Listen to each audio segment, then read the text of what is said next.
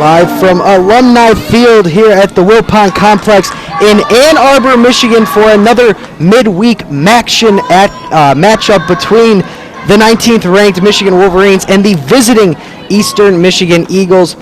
Hello everybody, my name's Kevin Klein. Alongside with me is Derek Heitman, and Michigan is coming off a 7-1 victory yesterday against Bowling Green, in which Tara Blanco was dominant in the circle. Got a little roughed up in the 5th inning, but only gave up that one run. She will be back in the circle today for the Wolverines. And Derek, what is the key for her? Well, frankly, Kevin, I'm a little bit surprised that head coach Carol Hutchins didn't go with Megan Betza in the circle today, especially after those 7 innings that Blanco pitched yesterday. But for her, it's all just about, even if she gives up one hit, it's just not about compounding those mistakes into even more. You mentioned that 5th inning she gave up a couple hits, and then once she got a couple girls on base, some of her pitches started to leave the zone. She tried to pick her spots a little bit, and that's what got her in trouble. Once she gives up one hit, she has a great defense behind her. She's got a great offense that can score some runs. She's got to forget about those mistakes, not let that compound into even more mistakes, and just focus on the batter at hand. She'll be facing an Eagles lineup that features Michelle Kriegshauser and Taylor Wagner, the 1 and 2 hitters in the lineup. Kriegshauser, 3 straight All-MAC honors, in addition to hitting 25 home runs and 100 RBIs in her career. Michigan today, yellow tops, white pants, blue visors. Eastern Michigan, all black. Black jerseys, black pants with green trim. Blanco's first pitch, a strike right down the middle, and we are underway at Alumni Field. First pitch time, 4:02 p.m. Michelle Kriegshauser on the year, 397, 5 home runs, 20 RBIs. Both of those lead the team. The 0-1 misses just outside. That'll even the count at 1. And what a day we have here at Alumni Field, Kevin. Temperature says 35 degrees, but with the sun out, it's an absolute beautiful day for softball. We got the baseball field going right across the way here at the Wilpon Complex. The baseball team playing as well. Another ball low. It's 2-1. Just a fantastic day to be out here at the Wilpon Complex, either watching baseball or softball. That it is, Derek. Blanco readies with the 2-1. And it's popped up foul. Alexander will give chase, but it'll scoot out of play defensively for the Wolverines. Courtney Richardson in left, Kelly Christner in center with Natalie Peters in right. The left side of the infield is Lindsay Montemurano and Abby Ramirez, Faith Canfield at second base, Aiden Falk at first. Tara Blanco in the circle, and Katie Alexander is her battery mate today. The 2-2, and Blanco gets her first strikeout of the afternoon. Kriegshauser is out of there. What a start there for Tara Blanco, just attacking Kriegshauser right from the get-go. One up, one down for Tara Blanco. Very quick at bat, and she's picking up where she left off yesterday. Taylor Wagner will now take the batter's box. She's a right-handed hitter. Swings and misses at the first offering. Wagner, a senior, catching today. The rest of the lineup, Brandis Olsmus is in the on-deck circle. Amanda Ackles batting cleanup. Olivia Logan batting 5th at first base. Rest of the lineup after this pitch. It's a ball low. Haley Hostetler batting 6th in center field. Katie Wyman, the designated player today. Ariana Cretion at shortstop batting 8th. And rounding out the lineup is Lucy Lopez in left field. For me, it's interesting that head coach Melissa Gentili elected to have her big power hitter as the leadoff hitter. Ground ball through the left side. That's a base hit for Wagner, and she reaches.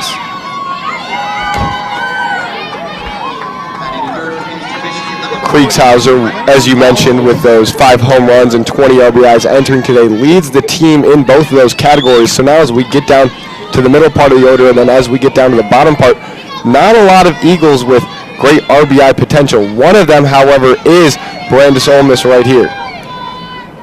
Olmus, 359, and she shoots one to Canfield at second base. The turn in time. That's a 4-6-3 double play, and that'll do it for the Eagles.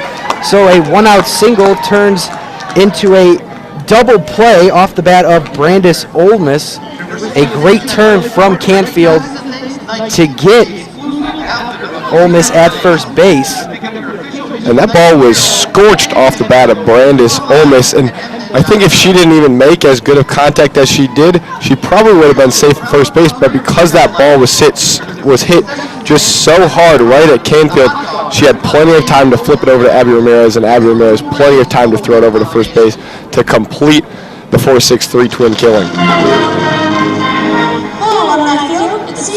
Michigan is known for their defense. Montemurano and Ramirez on the left side were on the all Big Ten defense team last year. Canfield in that conversation this year so far. As we are just about ready for the bottom of the first inning, Michigan will send out a pretty standard lineup. Natalie Peters will lead it off. Faith Canfield at second base, batting second. Kelly Christner again in the 3 spot. She's in center field. Aiden Falk with cleanup duties today at first base. Tara Blanco in the circle, batting fifth.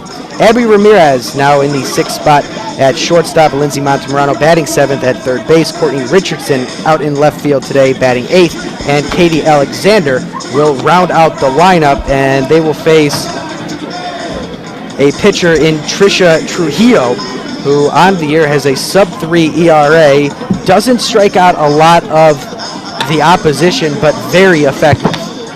Yeah, Trisha Trujillo, 7-5 on the year. You mentioned that ERA at 2.77, making her 11th start of the year. She's pitched all the way through 3 times, and you mentioned she doesn't strike out a lot of hitters, only 27 on the year in 60 2/3 innings pitched, but 22 walks, so she throws the ball along just around the strike zone and lets her defense really back her up. Absolutely, and for the Eastern Michigan defense, Lopez in left, Hostetler in center with Kriegshauser in right, Akels at third, Cretion at short, Olmus at second base with Logan over at first, and Taylor Wagner is putting on the gear today for Trisha Trujillo. Her first delivery is a pop-up off the bat of Natalie Peters. That'll scoot into left field for a base hit. Peters will take second. She's rounding, looking for third. It gets by the left fielder, and she's coming home. Peters will have a home run. Not sure how they'll rule that. It got past Lopez in left field, had some crazy topspin on it, ended up in the corner, but Peters has herself a home run. That was very interesting because Eastern Michigan's infield was playing very far in, almost to the pitcher circle, but the outfield was pretty far back. That allowed that bloop single, which I assume would have been a single, to drop in behind the shortstop, in between, right above that left fielder. But left fielder took a rough route to get there, and as you mentioned, just trickled by, and Peters, with so much speed, can come all the way around the bases. There's a strike to Faith Canfield. Peters was outrunning my voice because I thought she'd be content with a double or a triple. Very surprised she took home, but it was a great call from Carol Hutchins, the third base coach. A foul back to the screen. It's 0-2 on Canfield. And the thing that aided Peters really in that play was because that ball was hit to left field, she could track it the entire way. When she made the turn to first base, she knew exactly where that ball was going to go. And when she turned again on second base, she could see where the left fielder was, where Lucy Lopez was, and how much time she would need to be able to get home. Canfield down on strikes. Trujillo pushes it right past her. They do rule it a inside the park home run. So Peters has herself her first home run of the year. Christner now with the bases empty and 1 down. Christner hitting well over 400. Will take a ball there. 442, 4 home runs, 20 RBIs for the senior outfielder. And back to Natalie Peters, Kevin. How about that way to pick up your first career collegiate home run? Inside the park, could have been a bloop single, but you round all of the bases and end up with an inside the parker. Especially for a slap hitter. Peters not necessarily known for the power. A ground ball here to Ole Miss and flips over to Logan. Christner is retired. Aiden Falk now 2 outs. 1-0 Michigan on the inside the park. Natalie Peters home run.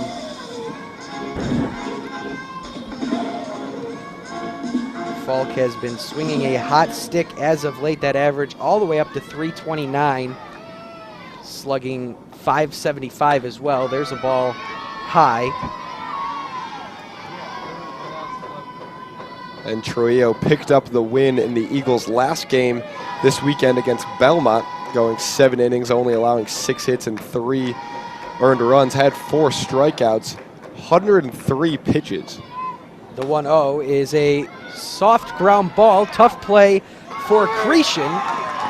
And Falk able to leg out an infield single. That ball was hit so softly that Ackles at third base didn't have a chance at it, but Cretion fielded it, just be thrown out in time. Falk not really known for his speed, but it was good to see the Michigan first baseman putting them up and putting them down there on the first base side, beating that ground ball out. So that'll leave the inning alive for Tara Blanco. Pitching once again today. First pitch she sees hits the outside corner. It's 0-1.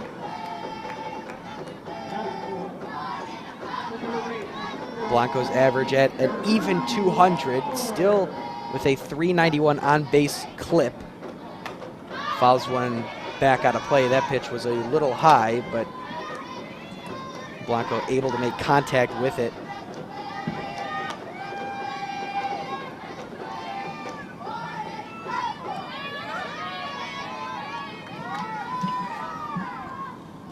Now the 0-2. Ground ball, hot shot, but it's gloved by Ole Miss. She goes to second base. Looked like Cretion might have wanted to turn 2 there, but they only needed 1, and that'll do it for the inning. But not before Peters has an inside the park home run to lead things off here at Alumni Field. It's 1-0 Michigan after 1 inning.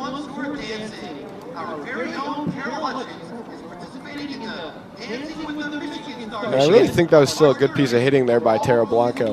That ball was thrown on the outside part of the plate. She got her hands over there, made solid contact. That ball was hit very hard, but unfortunately for Tara Blanco, just straight at the second baseman, Brandis Ole Miss. But those are the improvements that Carol Hutchins is going to want to see out of Tara Blanco. We just mentioned the batting average not exactly where it was the last few years in the Michigan lineup. But it's just those small things. Even though she got a ground out, even though she made an out, it was the good piece of hitting, the solid contact, and really hitting the ball where it was pitched. Outside part of the plate, you're taught to try to get your hands around, go into right field if you're a right-handed hitter. That's exactly what she did there. And that's what Carol Hutchins said about Tara Blanco, is that when she tries to press, her swing gets a little long. So it's very encouraging over the last 2 or 3 games that Blanco, although not recording hits, is punching that ball to the right side, signaling that her swing is very short, or is at least shortening up a little bit, and the offensive production should come with that adjustment. Alexander tosses it down to Ramirez, and the second inning just about underway at Alumni. It's a beautiful day here. It's quite sunny, not a cloud in the sky. However, game time temperature was about 32 degrees. So a little chilly softball weather here in Michigan. It'll be 4, 5, and 6 for Eastern Michigan. Amanda Ackles to lead things off here after an inning double play. Blanco tosses one low. It's 1-0 on Ackles, who comes into this one at 182. 2 home runs and 6 RBIs.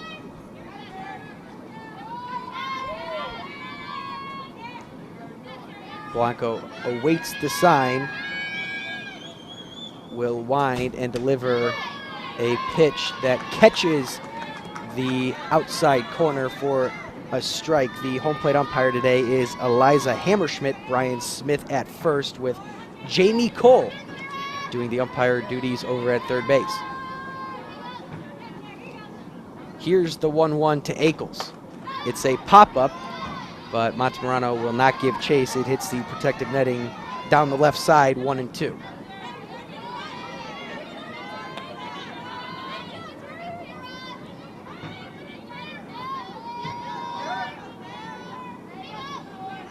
Akels, the sophomore from California, has a 1-2 count here to work with. Swing and a foul tap off the right foot of the third baseman. Count will remain at 1-2. Michigan comes into this one 18-7-1, ranked 19th in the country. Eastern Michigan 11-11. Blanco readies again for the 1-2. It's low.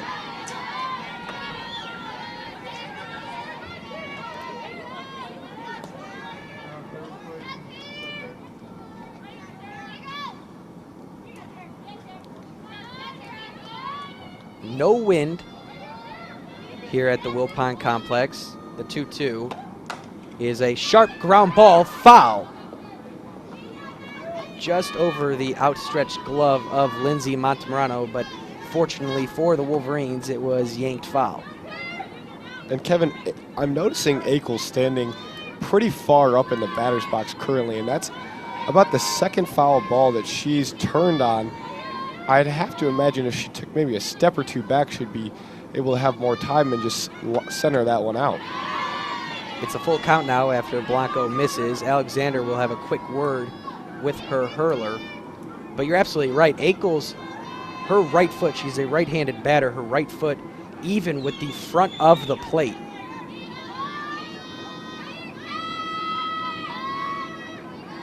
Her left foot, front foot, is pushing the front of the batter's box. Payoff pitch upcoming. Blanco's offering is high, check swing, she went. That's strikeout number 2 for Tara Blanco, says Brian Smith. Yeah, Eliza Hammerschmidt had to check down with her first base umpire Brian Smith on that one. Even though that was a high pitch from Tara Blanco, Akels just could not hold off on that one, and down she goes on strikes. First pitch to Olivia Logan is fouled away, 0-1.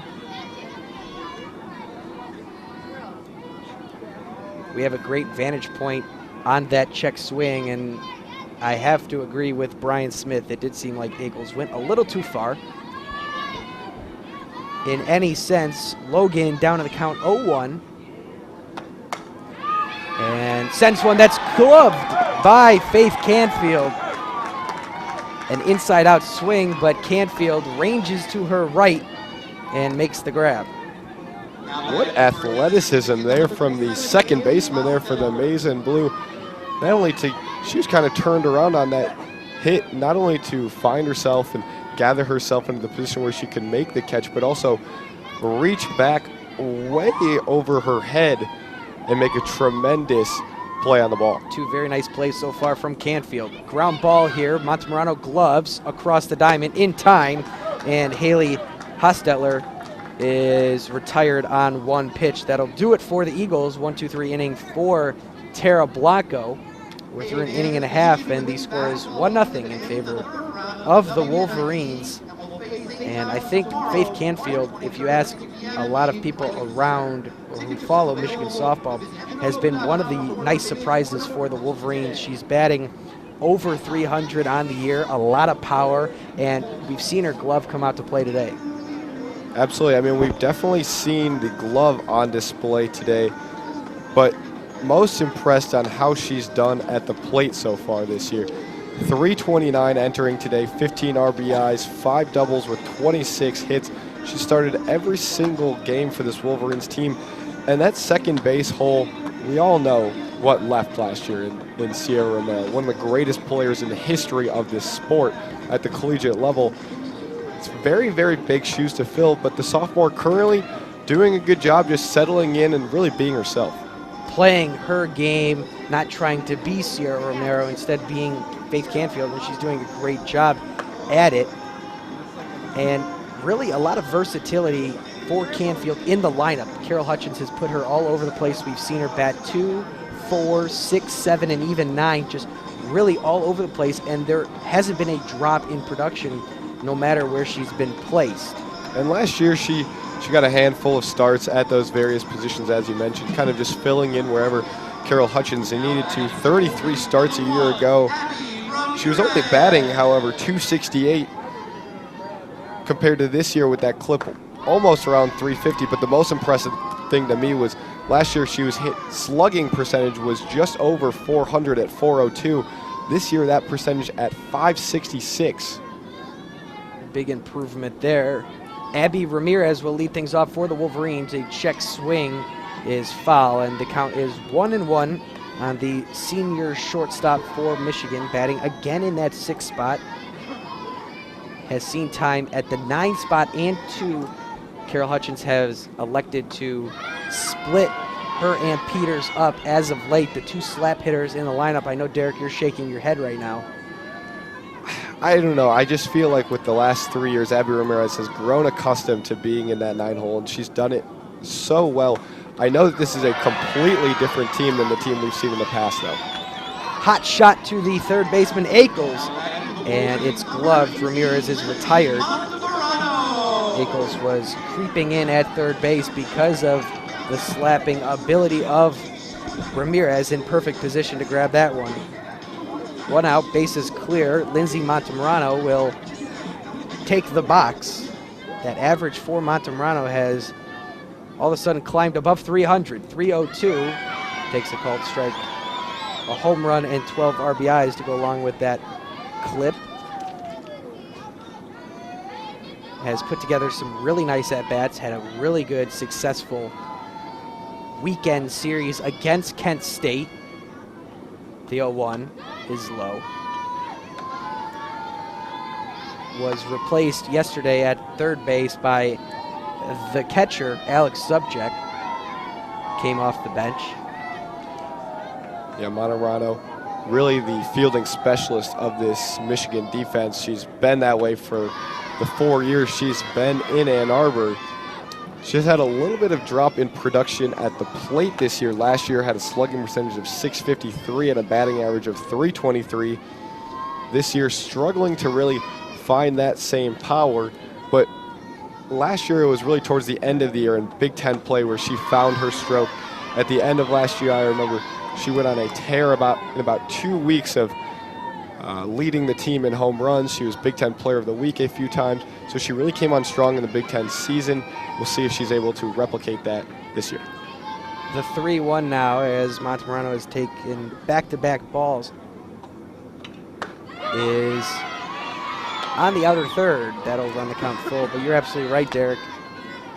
Montemurano has been known to pick it up in Big Ten play and has picked it up each year she's been in the Maize and Blue, starting her career only hitting .226, but last year that career high at .323. The payoff pitch got her on the outside corner. Montemurano is down on strikes, watches the riser speed right past her for out number 2.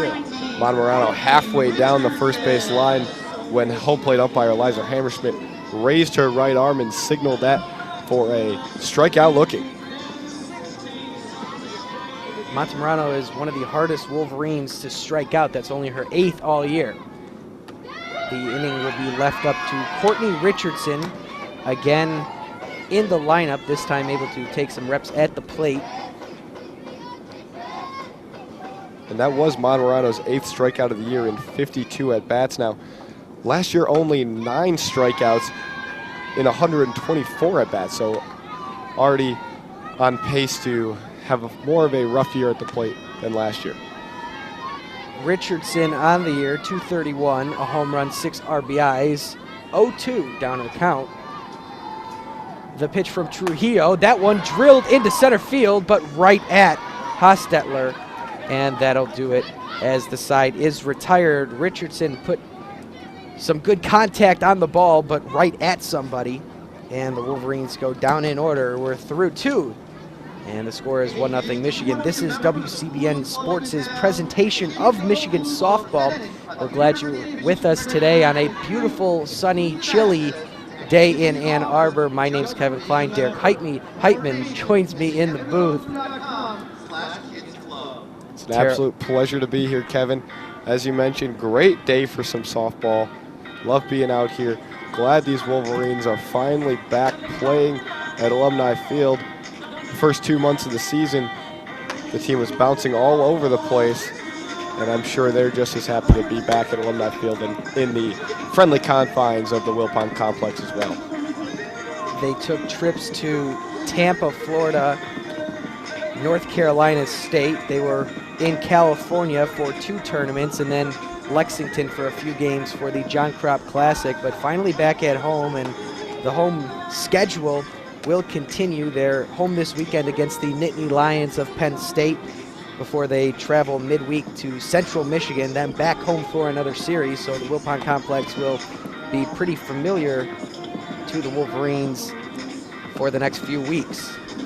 Yeah, the Big Ten schedule very heavily on the Wolverines side at home in the first half of the schedule, but once you get into April, only a handful of games here in Ann Arbor. The team was almost on a 3-week stretch of not playing at home. We'll see if that has any kind of effect, but these Wolverines have to be used to the traveling by now. One team you don't see on Michigan's Big Ten schedule is Minnesota, which at this point in the season, I'm sure if you ask any player, they want to play Minnesota, who has had such a good... It's an absolute travesty, Kevin, that these two teams will not be playing in the regular season. Wyman takes a called ball. Looked pretty close there. But Minnesota, the Golden Gophers, are a team to be reckoned with, because I think a lot of people would pick them to win the Big Ten this year. Sarah Gronewagen is a heck of a hitter, heck of a pitcher. The 1-0. That one in there for a strike, 1-1 on Wyman, who is DPing today. 1 for 14 on the year with an RBI. Yeah, Golden Gophers, number 8 in the USA Today polls. Michigan sitting at 19 coming into today.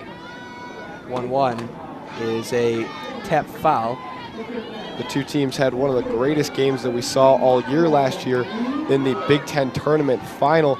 We can only hope, because they don't play in the regular season, they will meet there once again, but that was an absolute great game. Extra innings, heartbreaker for the Michigan fans, but what an absolutely great softball game that was from the neutral perspective. Michigan threw their best at it, and Minnesota did the same. The 1-2, a check swing, but she did not go that time, did Wyman.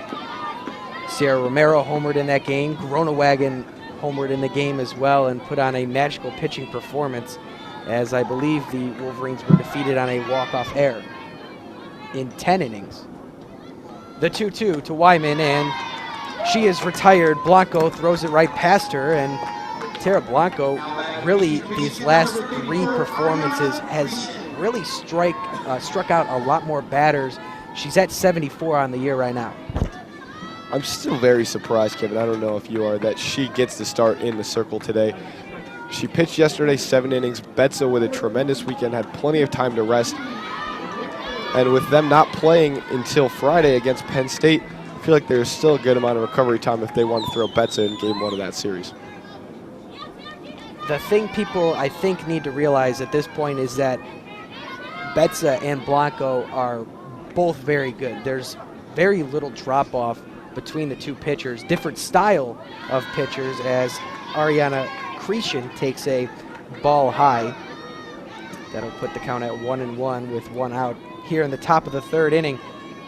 But Blanco pitches more to contact, but has been getting it done. She has a 10-2 record on the year. Her ERA slowly creeping to that 2.00 plateau. 2-1 now on Cretion. Yeah, Blanco definitely more of a contact pitcher than Megan Betza, especially after this weekend's performances where Megan Betza absolutely lit it up against the Kent State Golden Flashes. There's really no words that can describe how good she was. Just looking at the stats, 30 strikeouts, 1 hit in 14 innings pitched. High and tight on Cretion, it's 3-1. Betza recorded her 4th no-hitter on Saturday against the Golden Flashes of Kent State, and then came back with a 13 strikeout performance on Sunday against Kent State as well. The 3-1, it's a hot shot. Falk deflects it to Canfield, back to Falk in time for the out. Falk had a diving effort, but able to recover in time to get back to the bag and cover it for Canfield's throw. Little lucky break there for the Wolverines. Ball deflects off Falk's glove directly into the path of Canfield. Canfield was coming over originally to make the play and back up Falk, but that deflection went straight into her path and slowed down the ball. She had plenty of time to throw over to first and make the play. Lucy Lopez, the number 9 hitter, 360 on the year, 7 RBIs, will take a strike. The number 9 hitter for the Eagles, hitting 440, or slugging 440, I should say. So some production at the bottom. And that's why we saw Kriegshauser, the Eagles' leadoff hitter, with so many RBIs, 20 RBIs, 5 home runs. Because Lucy Lopez is in front of her, sitting in that 9-hole, hitting 360. She's getting on base an awful lot, and that's allowing Kriegshauser some opportunities to bring her in. Here's the 1-1 from Blanco. It's low.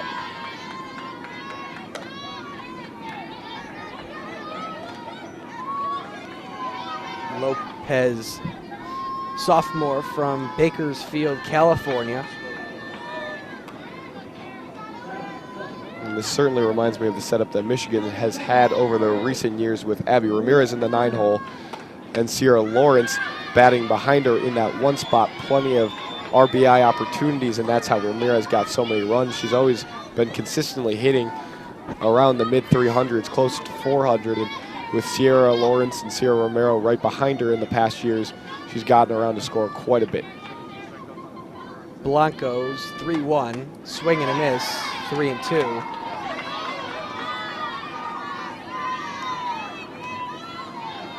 A different type of leadoff hitter for the Wolverines this year, but some would argue equally effective, and I would be in that boat as well. Here's the payoff. It's a grounder. Canfield backs up on it. Another 4-3 putout. Canfield's been busy at second base, and she's been effective as well. Another 1-2-3 inning for Tara Blanco and the Wolverines. We're through 2.5. This is the WCBN Sports' YouTube channel, 1-0 Michigan. As we move to the bottom of the third, where it will be 9-1-2. But going back to the comparison between Lawrence and Peters, two very different styles of hitting, but Lawrence obviously with more power, Natalie Peters being a slapper, but Peters for much of this season has been above 400 and has been equally electric at the top of the order for the Wolverines. It's tough to replace the contributions that Sierra Lawrence had for this team, not only at the plate but in the field as well. She was starting center fielder for a number of years for this Wolverine program, and the production that she had at the plate, hitting around 460 every year, RBI potential, home runs.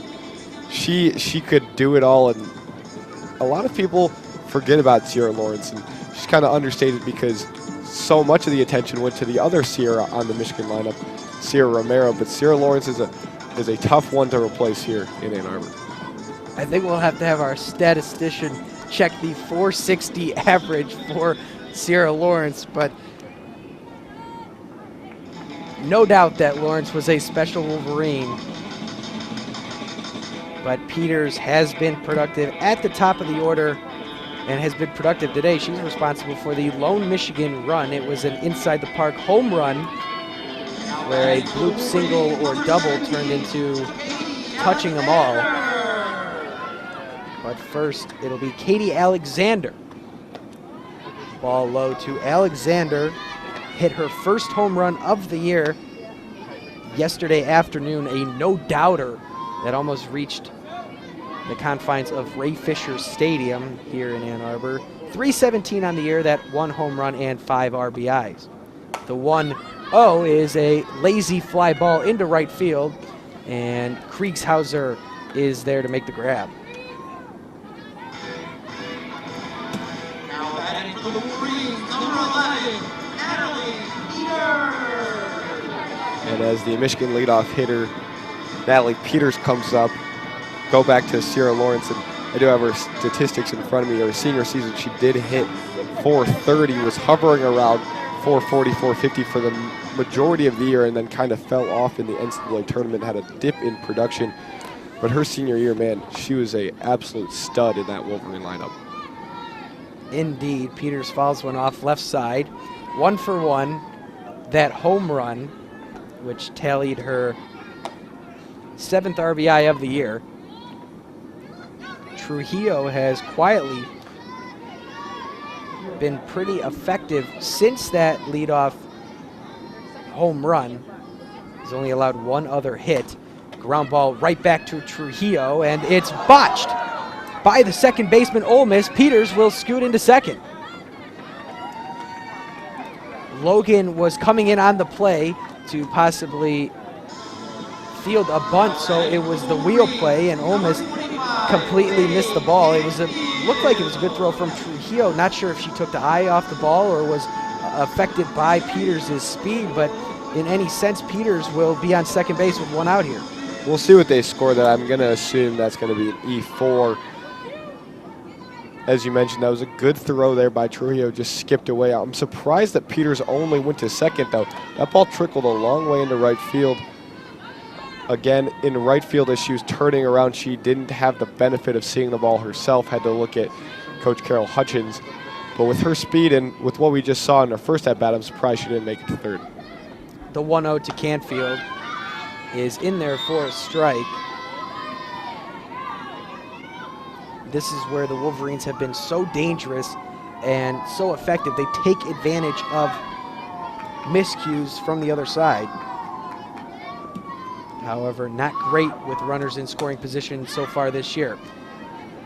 A pop-up out of play, 1-2 on Canfield, who struck out swinging back in the first. So that will go down as an error on that last play to the second baseman, Olmos.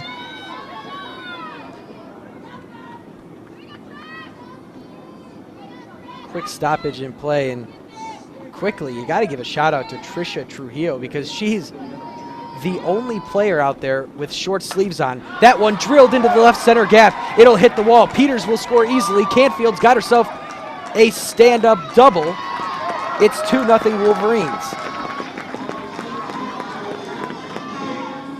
What a piece of hitting there by Faith Canfield. The pitch immediately before that, she got a lot of contact, just drilled it down the left field line. The ball was well fouled, but that pitch allowed her to get her timing right. She just missed the pitch previously. Trujillo came in with the exact same pitch in almost the identical location. You can't do that here in the collegiate level because hitters will make you pay. Canfield knew exactly where it was coming. She got a great amount of contact on that, lined it into the left center field gap for a RBI double. Christner lays down a bunt. It'll sit right on the line, but spin foul.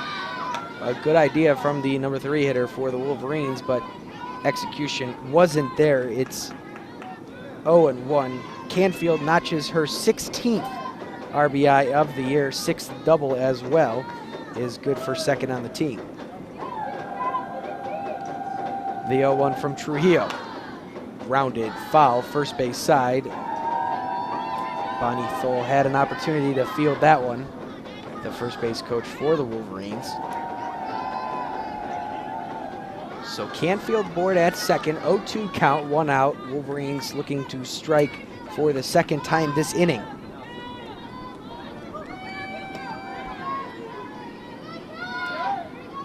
Trujillo will get the sign from Wagner in the dugout. 0-2 is ground ball through the right side. Canfield is being waved home. The throw, not in time. It's bobbled. Canfield missed the plate, had to recover, touched it in time as the throw was dropped from Wagner, but she'll score. It's an RBI single for Kelly Christner. I'm going to chalk up an assist on that play to Aiden Falk, the batter on the on-deck circle. After Canfield slid, she missed home plate completely. She tried to slide around the tag. She couldn't get her left arm back to cover the plate in time. She didn't know, though, however, if she had touched the plate or not. Aiden Falk right there yelling at her, telling her, you got to touch home plate, got to touch home plate. She looked up, had plenty of time to do so. Aiden Falk with the assist, and Michigan gets the run.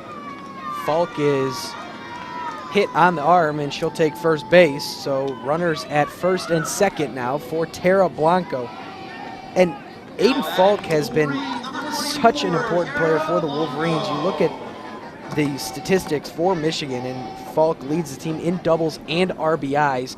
And when you think of the RBI leader, you don't think of Aiden Falk, you think of Tara Blanco or Kelly Christner, but Falk has found a home in the cleanup spot. She has been absolutely fantastic this year. 22 RBIs for Aiden Falk, as you mentioned, one more now than Kelly Christner. Christner just picked up her 21st of the season with that last RBI single. Those two battling it out in the 3 and 4 spots. But Falk's been a very much needed presence in this Michigan lineup. Last year, she was very big in the College World Series, had a huge home run in the first round for the Wolverines, and they've really needed to step up because they lost so much of that production, especially power-wise last year. Blanco scoots out of the way of this one. It's 1-0. Falk is the junior from Rochester, New York. Caught a lot of the time last year, but with Blanco having an increased role in the circle, has found a home at DP or first base. A foul tap out of the glove of Wagner, 1-1 on Blanco, who's 0 for 1 today. Ended the first inning with a fielder's choice ground out to Ole Miss at second base. Trujillo, a high over the head delivery, and it's a swinging strike. So 1-2 on Blanco, who has an RBI opportunity here. 1 out, 2 aboard. Bottom of the third inning, it's 3-0 Michigan over the Eagles of Eastern Michigan. Here's the 1-2, and it's driven into right field. Going back, that one is gone. Kriegshauser went back, ran out of real estate. It's a 3-run dinger for Tara Blanco. The last at-bat right before that, we mentioned Tara Blanco putting the ball where it was pitched. Again, a pitch to the outside part of the plate. Tara Blanco, last at-bat, had a nice hard-hit ball to second base, the right side of the field. This time she gets her hands around even more, squares it up, and just absolutely drills that into right field. That was a missile over the head of Kriegshauser. Kriegshauser, no chance. And Tara Blanco, second home run of the season for the Michigan junior. And you notice everything that she's hitting is to right field, which is a promising sign for the Wolverines. She blew this one open with that 3-run home run. It's 6-0 now. Ramirez takes a ball. She's 0 for 1 today. Going back to the placement of Ramirez in the lineup, I think one of the other reasons where she was moved from that 2-hole, as a ground ball here is scooped up from Cretion in time for out number 2. I think one of the reasons she was moved down and someone else was inserted in the 2-hole, this being Faith Canfield, is because that 2 spot in softball is so important. And you look who was in the 2-hole for the Wolverines the previous 4 years. It was a power hitter, a doubles hitter like Sierra Romero, and that's kind of what Faith Canfield is, as Montemurano takes the ball. For me, though, Kevin, it's just the ability to have that second leadoff hitter. I was always a proponent of the Tony Lewis strategy of having second leadoff hitter in the 9-hole, someone that can consistently get on base, allow the top of the order to get some RBIs. Abby Ramirez, not only does she have a strong batting average, but also on base percentage with her speed. She can make things happen on the base paths. Now it's a little bit tricky because the batters behind her don't have as much RBI potential, don't have as much ability to make contact with the ball. I mean, I understand where you're coming from, but if you look at Montemurano just hovering around 300, Courtney Richardson 230, we've seen Amanda Vargas come in there. Those girls batting behind her, they haven't had the success to bring her in, and for me, I'm just more used to the strategy of having someone get on base, not try to lose her base running possibility, her speed, and don't waste her on base percentage. It's 3-1 now on Montemurano. 0 for 1 today, struck out looking last inning. Trujillo's offering is low. Montemurano will reach first via the walk. First free pass allowed by Trujillo as she's run into a little bit of trouble here. And it looks like we might have a pitching change as Melissa Gentili makes her way from the dugout. Fourth year at the helm of the Eagles for Gentili. Really had a strong year as a team last year, thanks to the head coach. And just another coach that is a product of Carol Hutchins.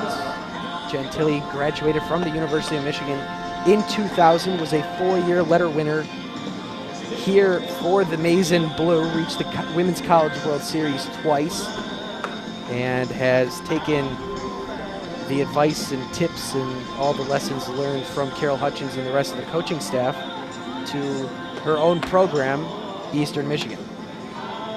And we've seen that Carol Hutchins kind of tree of development really spread its wings throughout the Midwest. Most notably, I think of Kelly Kovac-Shanley at Ohio State. It's interesting that their arch rival picks up a former Michigan grad, but it's interesting because Carol Hutchins herself started at a rival of Michigan. She obviously graduated from Michigan State University, but her development in these players, instilling not only good attributes and values on the field, but also instilling leadership in them, also instilling values of trust and just being able to come together as a team. That's really kept a lot of former players close together and wanting to go into coaching, and that's why we see so many coaches, especially around the Midwest, staying close to this Michigan program. Another Big Ten coach from the Hutchins tree is Michelle Gardner of Indiana, as Richardson cuts and misses at the first offering from the new pitcher. It's number 22, Nicole Miranda, 2-2 on the year. This is her 14th appearance, 6.27 ERA. Off-speed pitch, and the knees of Richardson were buckled, 0-2. Richardson, the 9th Wolverine to get a plate appearance in the 3rd inning. Montemurano over at first. The 0-2, a high pop-up left side, ranging over his ankles, and will make the catch as she straddles the foul line. Richardson is retired, and the inning is over, but not before. Michigan strikes 5 times, capped off by that 3-run shot from Tara Blanco. 6-0 Michigan, we head to the 4th. And Kevin, that whole rally started with an error. Natalie Peters had a quick ground ball fielded by Trisha Trujillo in the circle, tried to flip it over to first base, but just dropped by her second baseman, Brandis Olmes. And after that, the floodgates kind of ripped open for the Wolverines. Canfield with a double, Christner single, Falk got hit by the pitch, and then Tara Blanco with the monster line drive shot over the right field fence. But it really all starts with one small mistake from her team. Might have rattled her confidence a little bit. And 5 runs later, game somewhat getting out of hand for the Eagles. Your final line for Trisha Trujillo, 2 2/3 innings pitched, 5 hits, 6 runs, 5 earned, a walk, and 2 strikeouts. Meanwhile, Tara Blanco, looking to keep this shutout in place, will have the top of the order. She's actually faced the minimum so far. The Taylor Wagner single in the first inning was erased by a double play. But that's what Michigan, they've lost offensive production. They've had to refine themselves. But one thing they haven't lost from last year to this year is their ability to take advantage of the mistakes and errors of the opponent and how good their vision is at the plate. You look at how tough Michigan is to strike out as a team, and that's what they really demonstrated there in the 3rd inning.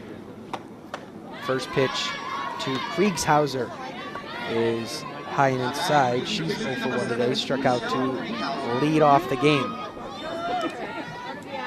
So far 9 up, 9 down for Tara Blanco, has given up the 1 hit. That was a single by Taylor Wagner. However, double play ended that. There's another hit. It'll reach the wall. Kriegshauser sniffs 2 and will get there safely. A double into the left center gap. Good throw from Christner. Made the relay a little closer than it probably should have been, but Kriegshauser nets her 8th double of the year. That leads the team by a wide margin.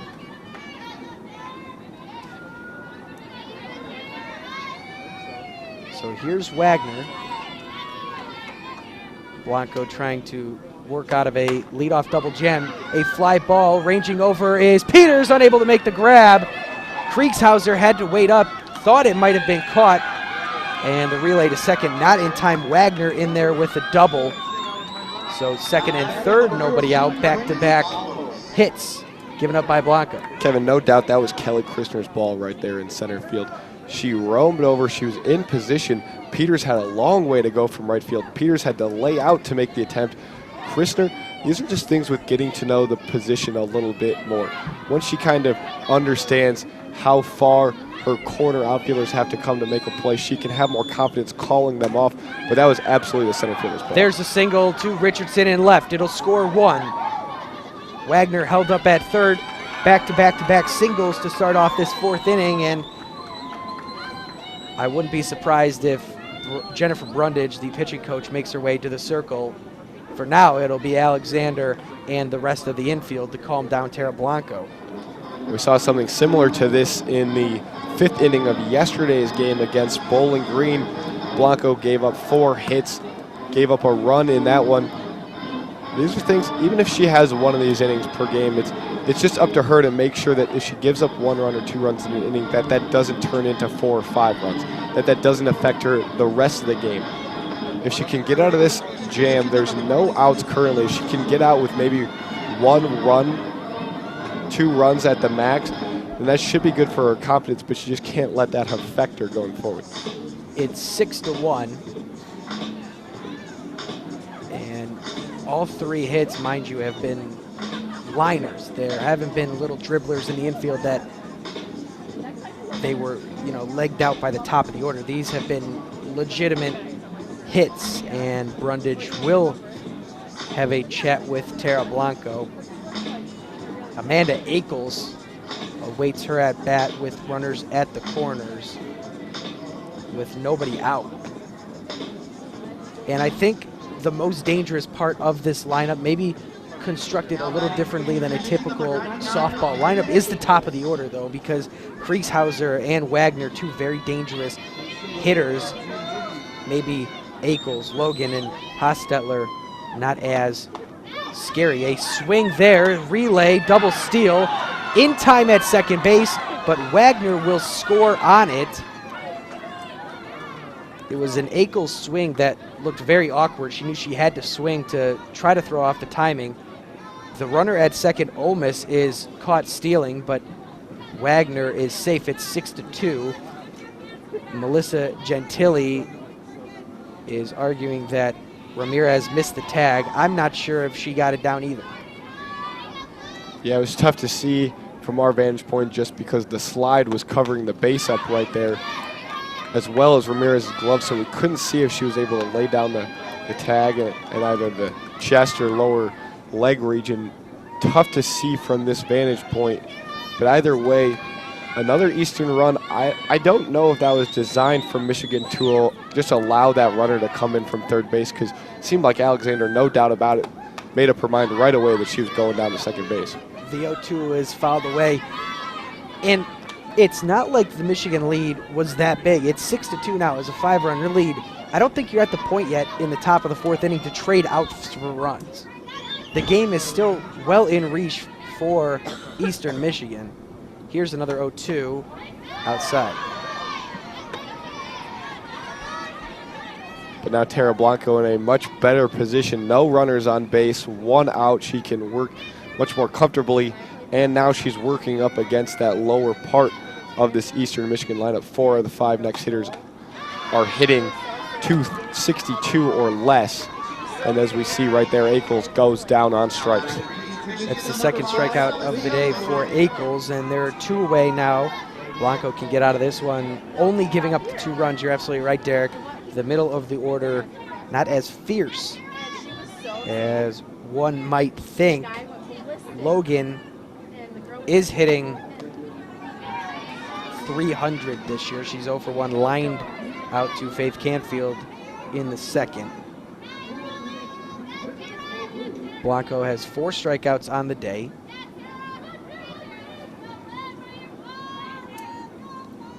Here's the 1-0. Swing and a tapper back to the screen. Logan from Riverview, Michigan. Another sophomore, plays both corner infield positions.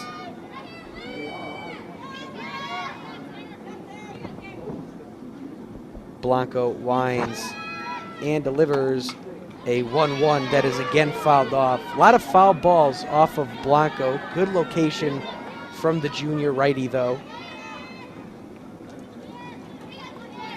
Yeah, we mentioned earlier, Blanco not the type of pitcher to just blow you away with her speed or mix in a couple breaking balls that are just going to leave you at the plate with your mouth dropped to the floor like Megan Betza, but pitches to contact and allows her defense to make a lot of plays, and that's why we see a lot of contact, a lot of foul balls. Just these Eastern Michigan batters feeling her out, trying to get their timing right.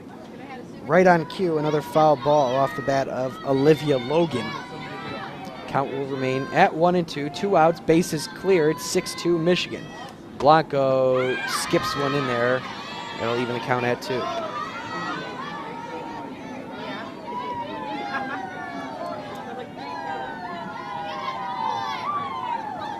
That was pitch number 45 for Tara Blanco so far on the afternoon. The 2-2 again low, trying to entice Logan to go fishing, but instead we'll have to find the zone here as it's 3-2. Blanco has not walked anybody so far today. Maybe I just jinxed her. 3-2 pitch upcoming. It's driven into right field. That'll get down for a base hit. Peters will field and get it in quickly, but the inning will continue. 5 hits given up now by Blanco, which equals the total that Michigan has. Jennifer Brundage directing traffic from the dugout.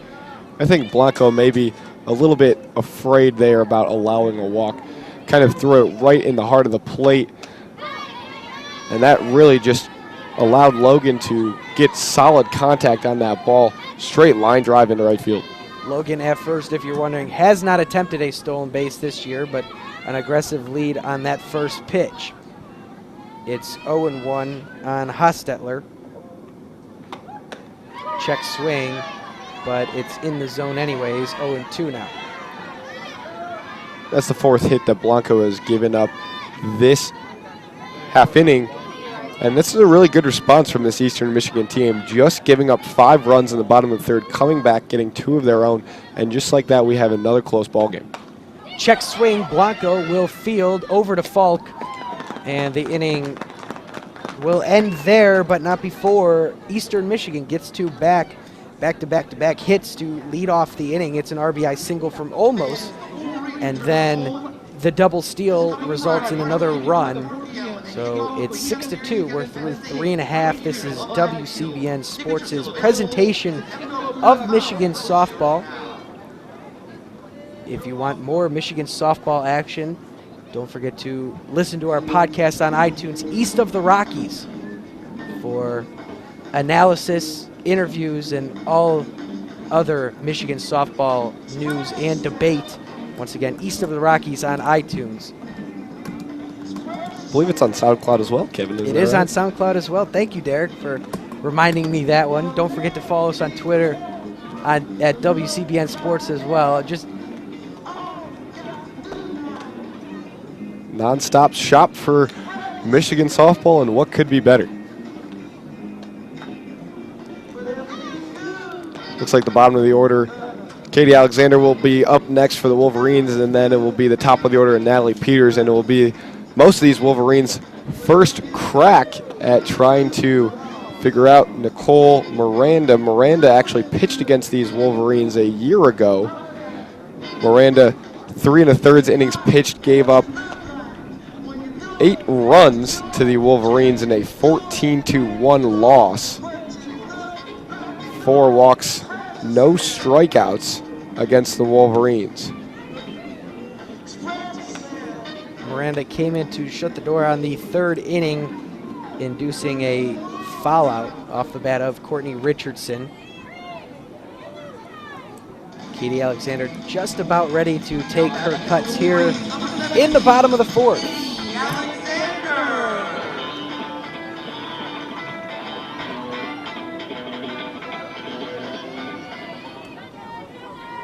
Alexander 0 for 1 today, and drills one foul left side. Flew out to the right fielder, Michelle Kriegshauser. That is quite the mouthful of a last name. I invite all of our listeners to say that 10 times fast and see how it ends up. Said it like a true pro, though, Kevin. The 0-1 is a called strike. 0-2. I appreciate that, Derek. Alexander led things off in the bottom of the 3rd inning last time. You mentioned she did fly out, but that started a 5-run rally with 1 out for the Wolverines. Let's see if they can have similar success here. The 0-2 inside. And we mentioned it briefly, but Alexander put a charge into a ball yesterday that I think it was the longest home run I've ever seen hit at Alumni Field. And I'm not kidding about that. The 1-2 knocks the elbow protector off of Alexander, but the home plate umpire, Eliza Hammerschmidt, saying that Alexander might have leaned into the ball. Carol Hutchins asking for an explanation here. I think Alexander should earn a base, but it seems like she'll be called back to the plate. I think that's the good call right there. The pitch was on the inside part of the plate, but it didn't seem like Alexander made any sort of effort to get out of the way. It actually seemed like she might have dipped her elbow. That is exactly what Carol Hutchins is trying to tell her when she's trying to get her hands through the zone to try to make sure that elbow is straight right there and she can connect with it, as we saw her do yesterday with that monster home run. But with that motion comes the elbow dipping in. So Alexander's hit on the very next pitch. No lean into that one as she takes it right off the foot. So Alexander gets hit twice, but only gets the 1 base. But it's a leadoff hit by pitch for the Wolverines. And I believe in softball, the rule is not whether or not you make an attempt to get out of the way, but whether or not you lean into the pitch. And that's where the issue came for Alexander. Bunt attempt here. Peters gets it down. Third baseman Ackles will let it roll. Very smart play there by Ackles. Ball had plenty of backspin on it. Peters laid it down. She was already way past first base by the time that Ackles had even gotten to the ball. No doubt would have been safe. But Ackles, reading that backspin, she could see the entire way that it was going to roll foul eventually. As soon as it did, picks it up, and Peters back in the batter's box. That's one of those plays where, as a third baseman, you just hope and pray that it spins foul. Here's the 0-1. No bunt attempt here. It's high and away. That is a good point, because very easily, though, it could, the backspin was bringing it towards foul territory. Could have hit a pebble, could have hit a rock, anything that just brings it back over that foul line into fair play. And that could have been a rough play for Ackles over there at third base. The 1-1 inside. Peters 1 for 2 today, has scored twice, reached on their last inning that started the rally, as Derek touched upon, inside the park home run in the first. Definitely has seen her speed on display quite prominently so far today. Shows bunt again, but pulls it back. It's 3-1. Alexander at first base has not attempted a stolen base so far this year. 3-1, good hitters count for the slap hitter Natalie Peters. Eastern Michigan first and third baseman playing in quite a bit, trying to defend against the slap. second baseman and shortstop were playing at double play depth. However, no need necessary as Peters has walked, and now the Wolverines have first and second. The first two reach for Michigan. This is where the order becomes pretty deep for the Wolverines. Canfield already with an RBI double today. Kelly Christner has an RBI, and she's on the on-deck circle.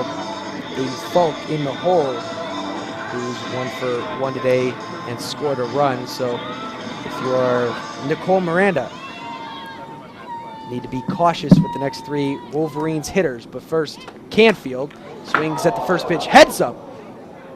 Melissa Gentili almost got her head taken off there in the third base dugout. Carol Hutchins will ask if she's okay. I think Gentili's laughing it off. How about those reactions? Ball was flying. She still got it. Byron, man, the ability to just duck out of the way like that, it's impressive. The 0-1 drops low.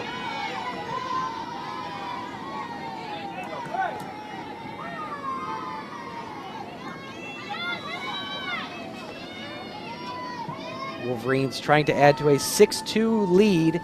The 1-1 to Canfield is inside. 2-1, 2 runners aboard, nobody out here in the home half of the 4th. Interesting, Eastern Michigan, their outfield positioning, left fielder Lucy Lopez shading down the line. Ground ball here, this one a lot softer in the direction of Gentili and Hutchins. But Lopez pretty much hugging that left field foul line, while center fielder Haley Hostetler is kind of shading a little bit towards the right of second base. That's leaving a huge gap in left center field, which is exactly where Canfield lined that ball her last at bat.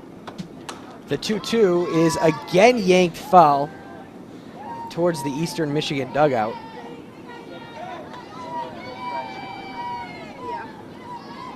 Count will remain 2-2 on the Wolverines' second baseman.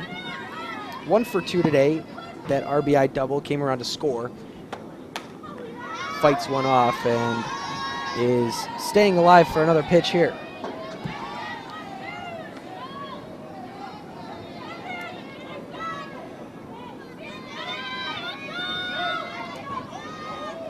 Canfield resets, awaits the 2-2 offering from Miranda. It's drilled, a high fly ball into the outfield. An easy play for Hostetler. A little too much air under that one, and that's out number 1. Number 21, Kelly Christner. Got a little excited there. I thought Canfield had put a pretty good swing on it. She made good contact, but with a slight breeze, the fly ball completely died in the outfield. Christner now 1 for 2, RBI single, scored a run. There's a called strike.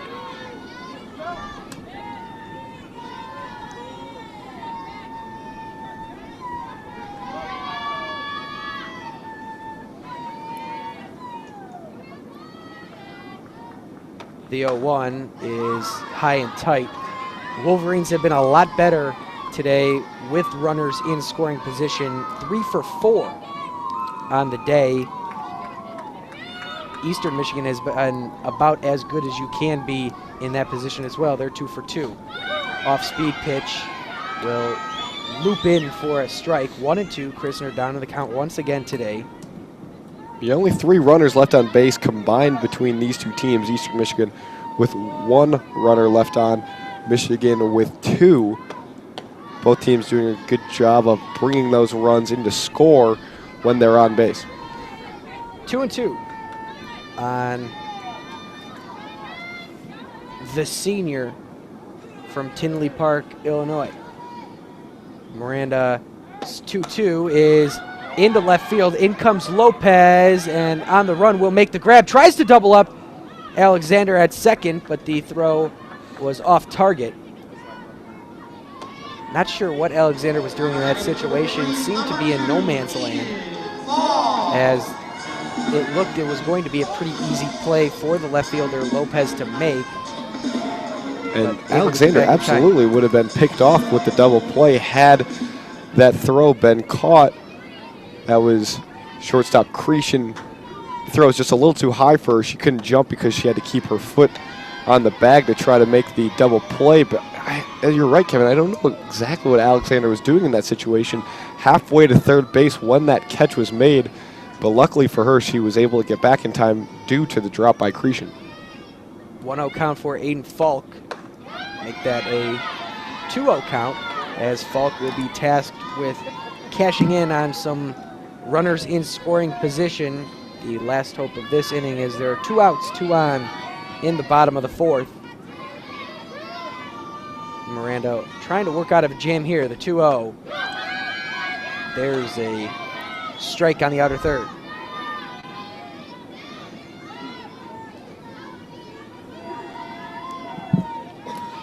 Still a good hitter's count for Aiden Falk, 2-1. There's that breaking ball again, this one into left center field. It'll get down for a base hit. It's off the wall. 2 runs will score. The throw comes in to the first baseman, Logan, around the circle. It's a 2 RBI double, Aiden Falk. And what timely hitting there for the Michigan Wolverines. 2 out, 2 girls on base, and Aiden Falk continues her strong hitting. Gotten on base every single at bat so far today. Her 2nd hit of the game. That ball was drilled, but Kevin, I really think that was a bad route taken there by Hostetler in center field. At first, it seemed to me that she was under that ball. She didn't really take a great route because it seemed like she slowed up to the ball, and then when it finally landed, it was about 2 or 3 feet to her right. So I don't know if she just misjudged it. The sun is really only bad to the center fielder right now, so I don't know if that ball got lost. But either way, Aiden Falk on second base, and 2 more runs on the scoreboard for the Wolverines. The one thing that makes Aiden Falk so dangerous as Nikki Walt takes her place at second base as a pinch runner is she has power to all fields, because usually you'll see Falk as a left-handed hitter, everyone shades to right field, but that ball got down in left center, some oppo power for the Wolverines' first baseman. First pitch to Blanco as she spins out of the way. Another RBI opportunity here for Blanco. She cashed in last inning a 3-run home run to right field. The 1-0 is a strike, says Eliza Hammerschmidt. Michigan pinch runner on second base is Nikki Wald. Plenty of speed down there at second. 7 runs scored so far this year for Wald. 2 stolen bases, 100% conversion rate. 1 single you'd have to think would bring her in. Blanco drives one down the left field line. A running grab from Lopez in foul territory will end the inning. More solid contact for Tara Blanco, but it'll end the inning. Wolverines get the 2 runs back courtesy of Aiden Falk's 2-bagger. And we're through 4 here at Alumni Field. And look at that, Kevin. We see right now a new pitcher in the circle for the Michigan Wolverines, and it's Megan Betza. Was wondering maybe if Betza would trot out from the dugout because Blanco gave up those 4 hits last inning, and it seems to be the case. Betza comes into this one with pretty good numbers, an ERA under 1.70, 164 strikeouts, which is good for 3rd in the country. She's striking out more than 12 for every 7 innings, and just cut up the Kent State Golden Flashes lineup, not once, but twice. She had really every pitch going for her this weekend. Fastball just blowing by the Golden Flashes lineup. Basically nobody on that team could catch up to it. And just when they thought they did, she does it perfectly. She mixes in that rise. She mixes in her deadly changeup, which is just almost impossible to hit once you're looking for that fastball, because it's disguised so well to the point where it looks like that fastball. It kept Kent State hitters off guard all weekend long. That's why she had 30 strikeouts. And that no-hitter was just a world-class performance by Megan Betza. Betza, the senior from McDonough, Georgia, on the year, 8-5, 91 in the third innings. We mentioned the 164 strikeouts to only 35 walks, and this will be her 17th appearance, fourth relief appearance of Tara Blanco, and Betza will have the bottom third of the Eastern Michigan order to deal with. Blanco, final line, 4 innings pitched, 5 hits, 2 runs, both earned, 4 strikeouts, and 15 batters faced. 55 total pitchers for the Michigan junior. First pitch to Katie Wyman is a called strike. Wyman 0 for 1 today with a strikeout. Betza will strike out many more hitters than Blanco. Swing and a miss there at a belt-high rise ball. Betza also features that rise ball, also a really good changeup. And Wyman already way off in terms of her timing. It's a whole nother animal now staring her down in the pitcher circle, Megan Betza. Strike 3 on the inside corner, and Wyman is carved up in 3 pitches for out number 1. Betza starting right where she left off over the weekend with a strikeout. One of the things I would not want to do is hit against Megan Betza in any sense, because her stuff is dominating, and it has been for all 4 years she's been in a maize and blue uniform. Another called strike to Ariana Cretion. So far, so good for Megan Betza. 4 pitches, 4 strikes, not even close to any sort of contact from these Eastern Michigan Eagles. Cretion right now way up in the box. Not paying off for her so far. 0-2 as she's late on the riser. Cretion 0 for 1. Final line for Tara Blanco, 4 innings, 5 hits, 2 earned runs. The 0-2. Swing and a miss. And back-to-back strikeouts. Now batting for Eastern Michigan, number 25, Lucy Lopez. Betza is making quick work so far of Eastern Michigan. 6 pitches, all strikes, and she's cashed in with 2 strikeouts. She'll go for the 3rd strikeout here of Lucy Lopez, 0 for 1, grounded out to Canfield. It's 0-1.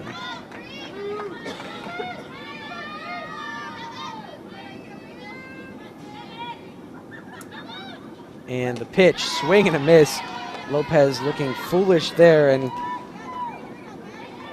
for not being as comfortable or doing it as often coming out of the bullpen for Megan Betza. She has come out firing so far today in the top of the 5th inning for Michigan.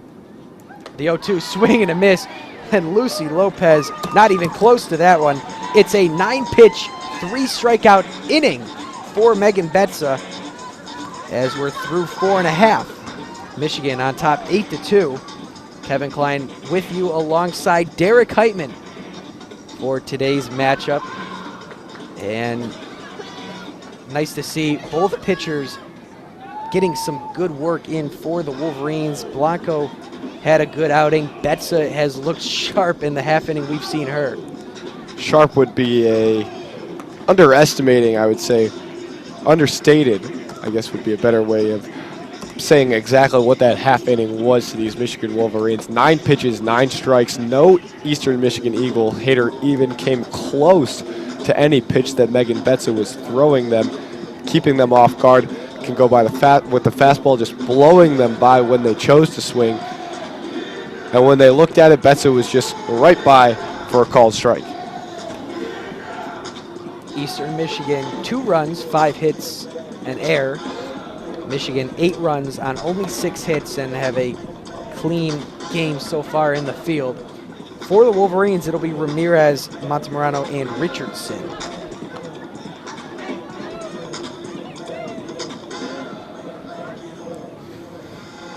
Nicole Miranda back to work after coming in to shut the door on the Wolverines in the third, then got roughed up a little bit last inning. Almost worked out of a jam, but Aiden Falk had other plans.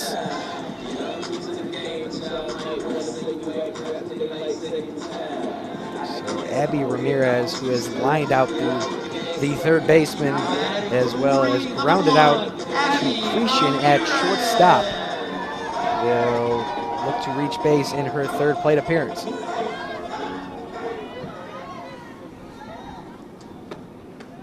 First pitch, Ramirez watches go by. It's 1-0.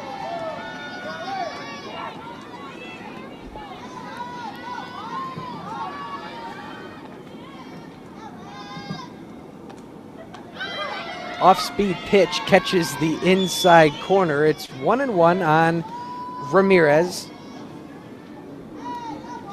from Chicago, Illinois. Nice area. Ground ball right to the first baseman, Logan, and she'll put the glove right into the face of Ramirez. There's the first out. Not sure if that was intentional or not from the Eastern Michigan first baseman, but it'll be out number 1. We'll have a pinch hitter. That's number 15, Alex Subject, in the lineup for Lindsay Montemorano. Subject came into the game yesterday, got a at-bat, a couple reps over at third base too. We were surprised to see her at the hot corner, but she performed pretty well. First pitch to Subject is low and away. Subject on the year, $171. 6 for 35, 4 RBIs and a home run. There's a called strike. Subject is that other half of the catching tandem for Carol Hutchins and the Michigan Wolverines. Alexander has been getting a lot of the reps as of late. The 1-1 is into center field. Back goes Hostetler to make the grab. So a charge sent into that one by Subject, but she is not rewarded, and there are 2 outs now with nobody on.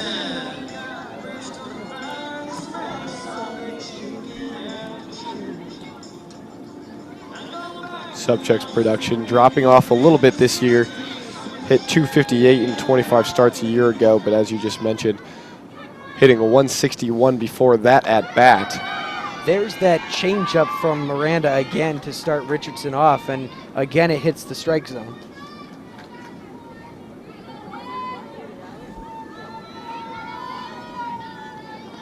So 2 outs, 0-1 count to Richardson. Again that changeup, and that's been a deadly pitch so far for Miranda. She has had it working all appearance long. Courtney Richardson way ahead of that changeup on that swing. Made her look silly there on that pitch. The 0-2 skied in the air in foul territory. Ackles will have enough room, and that'll do it for the inning. So the Wolverines go down quietly.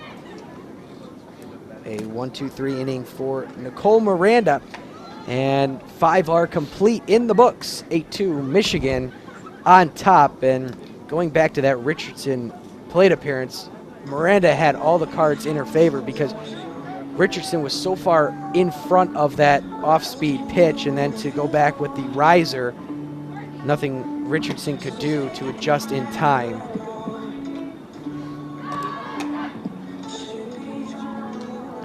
Megan Betza will go back to work in the circle, and the pinch hitter Subject will stay in the game at third base.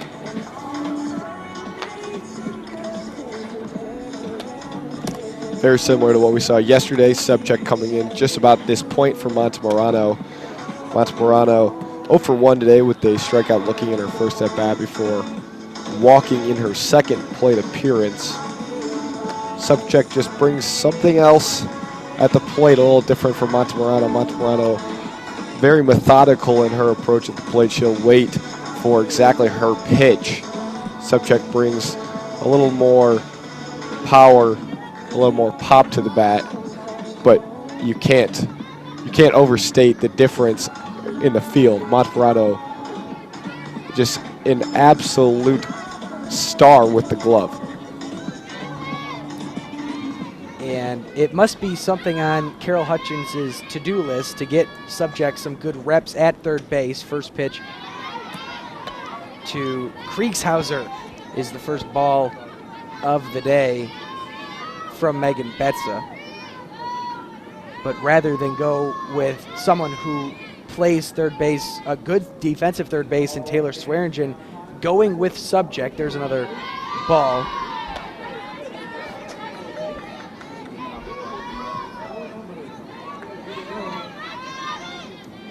Which you can only imagine just adds to the versatility, the defensive versatility of this Michigan Wolverines squad. 2-0 pitch, grounder in the direction of Subject at third base, but it runs foul. First piece of contact we've seen off of Megan Betza all afternoon long, even though she's only thrown 11 pitches. And even though that wasn't great contact at all, that slow dribbler in foul territory, maybe that will help Eastern Michigan get their timing on Megan Betza a little bit more. And they wish Derek's words were true, but Kriegshauser swings right through that rise ball from Betza. It's 2-2 to Kriegshauser, and she's down on strikes. 4 strikeouts now for Betza. Nothing Eastern Michigan can do so far. And just when you think Tara Blanco has been striking out a pretty good amount of hitters as of late, Betza needs only 4 batters, or 4 plate appearances to tie Blanco's strikeout numbers from today. Ball low to Wagner, who the Wolverines have not been able to figure out today. 2 for 2, a double and a run scored. And this is a great sign for Michigan Wolverines, just to have Megan Betza really be hitting her stride at this point, right before Big Ten play is about to begin. Her numbers haven't been exactly where they've been in the past in terms of ERA and in terms of her record, but a lot of that is just because of the tough opponents that Michigan has played and the fact that she's been in the circle so much. Her strikeout number is still there. The fact that she's this confident with these outings that she's had in non-conference play towards the end against these MAC schools, Kent State, and then today against Eastern Michigan, that's going to bode very well during conference play. 1-2 on Wagner. And I think something that's encouraging for Megan Betza is those walk numbers are down this year. Only 35 so far, the 1-2 pitch upstairs. But in 2015 and 2016, she tallied over 100 walks. So the control has been a little better this year. Here's the 2-2 from Betza. First contact of the day in the direction of Natalie Peters. There's out number 2. Peters, very good job to fight the sun there on that one as the sun is beginning to set over this Ann Arbor sky. It's been increasingly moving over towards the direction of the right fielder with a hindrance towards the right fielder. Peters battled it for a while but kept her glove up, blocking out the sun. That's exactly what you're taught to do, and follow the ball the whole way. The inning will be left up to Brandis Olsmus. A half swing, but she went around 0-1. But you see Peters, the first 3 innings defensively or so, without the sunglasses, and then goes to the shades to help her defensively. Just a bit outside. Betza completely misses Katie Alexander on that one. It's 1-1. She's laughing it off in the circle right now. She's good for 1 or 2 of those a game and always has a big smile on her face afterwards. Just got to be lucky for Michigan to make sure that no one's on base when you throw one of those. Throws it again right past Olsmus. 1-2, 2 outs, bases clear. We're in the top of the 6th inning. Michigan enjoying a 6-run lead. The 1-2. It's just a bit high. Deuce is wild here in the top of the 6th inning, 2-2 with 2 outs. The other real difference for me between Betza and Blanco is just how much more quickly Betza works in the circle. Another strikeout, Betza with her 5th of the day. That rhythm is working for the right-hander. She has struck out 5 Eagles, 3 of which have been the backwards K variety. But back to my previous point, I feel like Betza works much more rapidly, very quick. As soon as she gets the ball back from her catcher, whether it's Subcheck or Alexander, she's right back in the circle and already trying to attack the hitters as quickly as possible, whereas Blanco, a little bit more methodical in her approach, likes to take her time, step outside the circle, regather herself, and then take some time in her delivery. Betza working much more quickly, and that's why we see 5 strikeouts right away since she's come in. It's neat to see, Kevin, neat to see. It is neat, and it's neat to be a Michigan Wolverines fan when you have 2 very dominant pitchers for probably at least the 3rd consecutive year. You think back 2 years ago, it was Haley Wagner and Megan Betza. Last year it was Megan Betza and Sarah Driesinga. This year, Blanco has assumed that role, and I think at the beginning of the year, I considered Betza the 1 and Blanco the 2, but it seems more and more where Betza is the 1A or the 1A and Blanco's the 1AA. They're that close in my book. And you're shaking your head again, Derek. It's just tough to compare anybody to a Megan Betza, especially in the Big Ten. You look at Sarah Groenewegen, that's the only pitcher in the Big Ten that I could see in the same league as Megan Betza. Obviously, Tara Blanco, a tremendous pitcher. I don't think we've seen enough from her yet at this point in her career to be that close to Betza and where she is in terms of attacking hitters. I think we could see it down the road, but for me, we're just not there yet.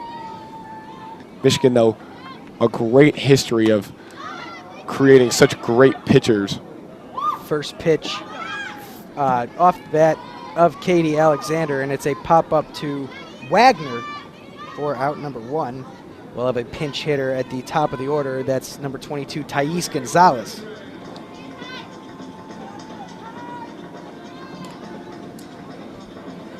Gonzalez getting a rep here.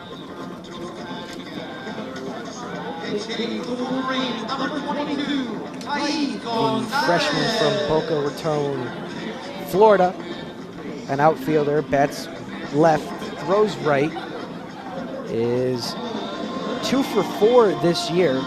Has scored 6 times, 3 RBIs, so takes advantage of her opportunities, and we'll try to do the same here against Nicole Miranda with 1 out and nobody on. Gonzalez, a slap hitter as well, just like the player she's pinch hitting for, Natalie Peters. We see Gonzalez a lot of the time come in as a pinch runner. That's why we see that run total so high, as Carol Hutchins loves to do with her pinch runners. We've seen throughout the course of many years players specifically in the lineup designed to be pinch runners. Last year we saw it a lot with not only Nikki Wald, but Mary Sabonik. Olivia Richvalski came in, and this year we're seeing it. Gonzalez filling that hole. Couple that with Nikki Wald, and you have 2 absolute speed demons on the base paths for the Wolverines to really be used at Carol Hutchins' disposal. Gonzalez fights a few off here. It's 0-2.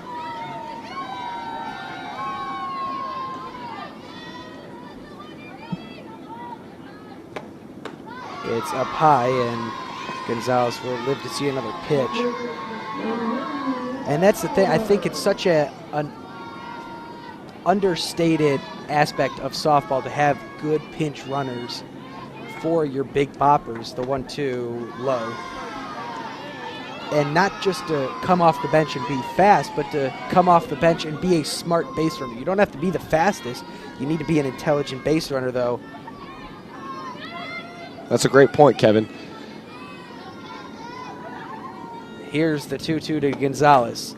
A shallow pop-up, left field. Lopez will make another running grab, 2 outs. Now batting for the Wolverines, The inning 55, will continue with Faith Canfield. Canfield 1 for 3 today, an RBI double.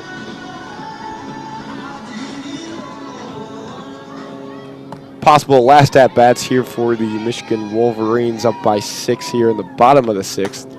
Canfield swings at the first pitch and pulls it into foul territory. And that was very, very similar to the at-bat. That swing right there was similar to the at-bat that we saw in the 3rd inning from Canfield. First pitch, she lined down the left field line into foul territory. She looked over at her coach, Carol Hutchins. In that instance, Hutchins telling her to straighten out her swing. Next pitch, we saw her line it into left center field. So if she can straighten this out, keep her hands inside, then that will be a real key for Faith Canfield. Another liner foul in the direction of the Eastern Michigan dugout. Canfield likes that spot. That's about the 4th foul ball she has put in that area. It's 0-2 on the sophomore Canfield. 1-2 now after Miranda's offering is at the eyeballs. And we see with a lot of these Michigan hitters, Carol Hutchins really imploring them to keep their hands in. Do not drop them. Don't let them drift outside. We see her always motioning towards centering it out. Ground ball to Cretion. The throw across the diamond. Plenty of time to get Canfield, and Michigan goes down in order. We're through 6, 8-2. Michigan out in front. Last call for the Eagles. Coming up in the top of the 7th inning here on the WCBN Sports YouTube channel.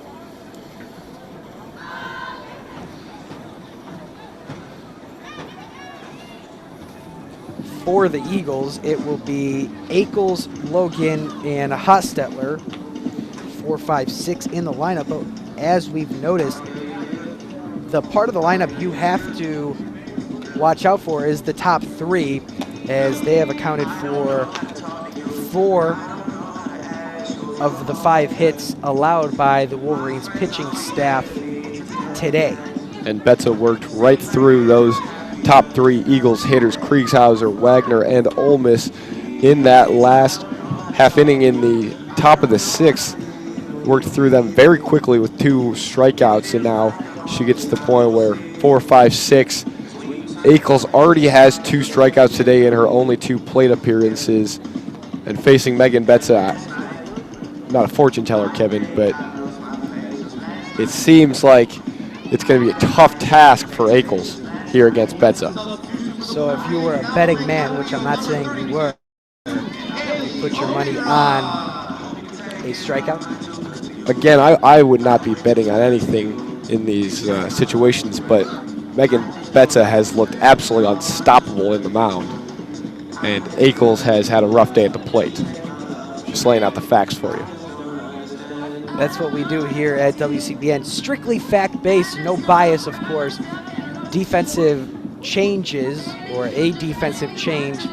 Haley Hoganrod in left field for the Wolverines. Check that, she'll actually jog over to right field. Natalie Peters will exit. And Courtney Richardson will retake her post out in left.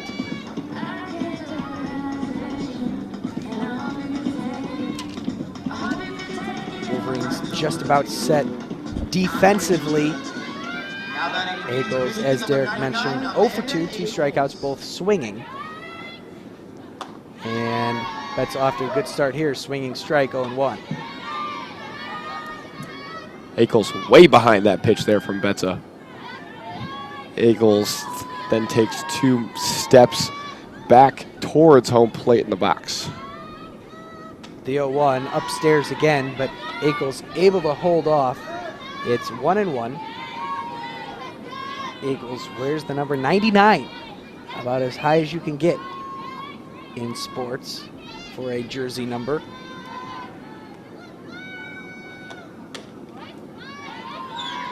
Betza misses the zone. It's 2-1. Hoganrad out in right field, the freshman from Zeeland, Michigan.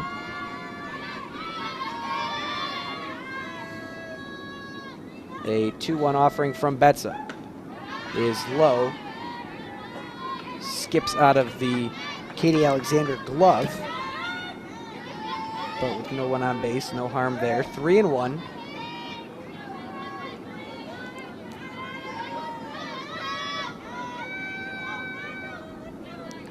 Betts got to attack here. She fails to do so. It's a leadoff walk, and Ackles is aboard for the first time today. First walk,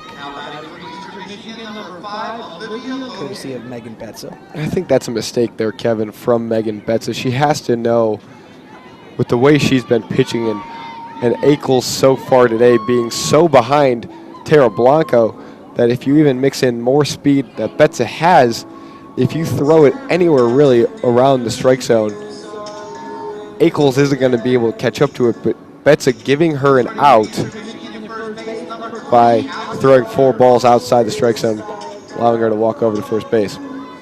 Pinch runner for Eastern Michigan, number 20, Alex Peters, a sophomore from Oscoda, Michigan.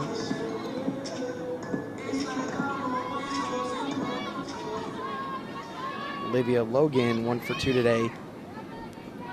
A line out and a single. Shows bunt, unable to get it down. It'll be fouled away. Fans here at Alumni Field really coming to their feet now, trying to close out this Michigan victory. $1 hot dog day here at Alumni Field at the Wilpon Complex. Always a fan of $1 hot dog day. Oh, I know you are, Kevin. I know you are. The 0-1, another bunt. This one caught in the air by Falk. The attempt to double her up, and it's in time. Peters is double up at first base.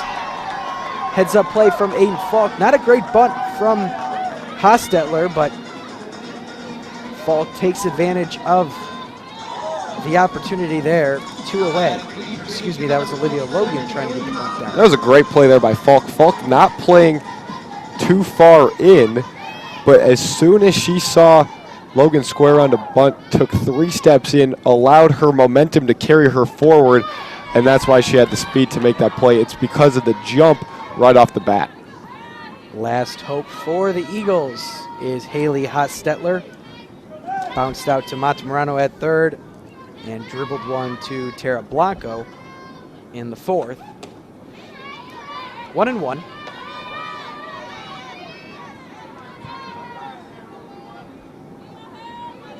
Probably also helped Falk because she's a left-handed, or throws with her left hand, able to make the quick turn to Canfield. The 1-1 in there for a called strike, and the Eagles down to their last strike. Yeah, Falk all the way covering the base. She was pretty much right behind the runner before that play and just got a great jump and flipped it over. Here's the 1-2 from Betza. Swing and a miss. Hostetler down on strikes. That'll do it for the game. Megan Betza comes in for the final 3 frames and is absolutely dominant. But it started off with a performance from Tara Blanco. She went 4 innings, gave up the 2 runs, and she will earn the win here. She'll improve to 11-1 on, or 11-2, excuse me, on the season. Michigan improves overall to 19-7-1. Eastern Michigan drops to 11-12. It was a pretty good day offensively for the Wolverines, encouraging things from the pitching staff. What are your final takeaways? Final takeaway is just has to be the absolute dominance in the mound for the Wolverines. Tara Blanco, again, we saw her getting a little bit of trouble in 1 inning, similar to what happened yesterday. Gave up those 4 hits in the top of the 4th. Only gave up 2 runs, though, and then it was the Megan Betza show from there. 6 strikeouts facing 9 batters. She picked up exactly where she left off against the Kent State Golden Flashes. And as this team heads into Big Ten season, they're full of confidence. They're in a pretty strong win streak right now, and really looking forward to what this team is going to do going forward.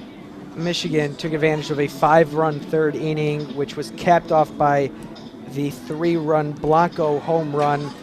The next inning, a 2-run double from Aiden Falk. Those 2 bats in the middle of the lineup were really good today and have been encouraging for the past 2-3 weeks. And the other really important thing about that was just the timely hitting of it. Aiden Falk had a 2 RBI double with 2 outs there in the 4th inning to kind of squash the Eastern Michigan momentum. And then Michigan, when they had runners on base, they made Eastern Michigan pay. So it was all about timely hitting when Michigan put runners on base, and that gave them those 8 runs on the board. Eastern Michigan, 5 hits, 2 runs, and had that error. Michigan cashes in with 8 runs on only 6 hits. They take the win here. Your time of game is 1 hour and 42 minutes.